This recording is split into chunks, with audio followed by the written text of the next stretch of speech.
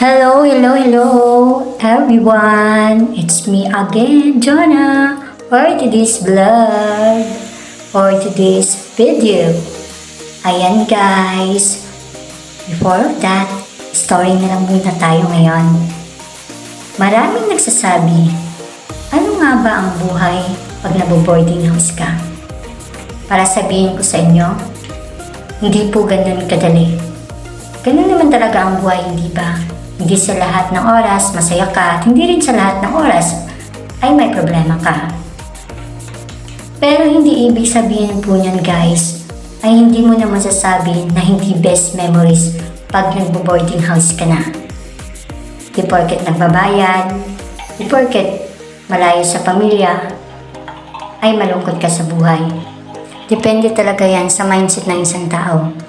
At alam niyo rin po ba na ang pagbo-boarding house naman talaga ay hindi ganun kadali. Kailangan mong survive ang sarili mo. Pero sa lahat ng bagay na disadvantage na yan, ay pagkukunan mo yan ng aral sa sarili mo. Kasi pag mag-boarding house ka guys, kailangan mo talagang matuto sa lahat ng bagay. Lalo na't babae ka at mag-isa ka lang na boarding house. Di mo pwedeng iasa sa iba. Lalo na't babae ka. At lalo na't mag-isa ka lang din na nabu-boarding house. Kailangan mo talagang matuto. Kasi guys, kung sasabihin ko sa inyo, kadalasan naman talagang rason diba na mabu-boarding house ay para mas malapit sila sa opportunity nila.